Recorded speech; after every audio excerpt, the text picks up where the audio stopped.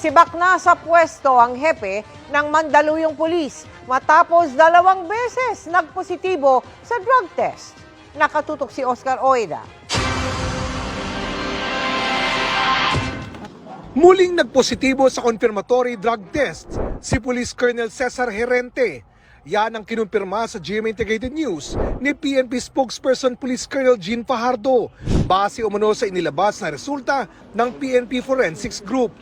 Na-relieve sa pwesto si Herente bilang hepe ng Mandaluyong Police matapos magpositibo sa isinagawang random drug test ng NCRPO nitong August 24. Dahil meron na po tayong resulta ng confirmatory test, ay sinimulan na rin po yung pre-charge investigation at nakausap na po natin yung investigating unit po ng BNP NCRPO.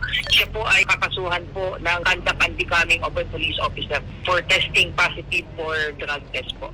Yung doon yung sa random drug test namin yung doon sa headquarters sa NCRPO. Pag nagkataon, posible daw tuluyang masibak sa pagkapulis si Herente bukod pa sa kasong kriminal na maaari rin umanong isampa laban sa kanya. Meron po siyang 15 days to challenge nga po itong result nga po ng confirmatory test. Then antayin po natin yan na i-challenge po niya yung result itong confirmatory test. But since we already have the findings of the confirmatory test, this will be the basis para nga po gumulong na nga po itong pre-charge investigation.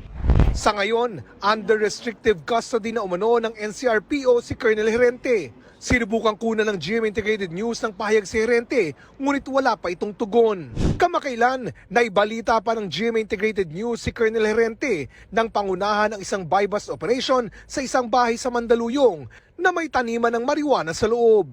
Ayon sa hepe ng Eastern Police District na nakakasakop sa Mandaluyong Police, tuloy-tuloy daw ang isasagawa nilang mandatory random test upang masiguro ang disiplina at integridad sa kanilang hanay.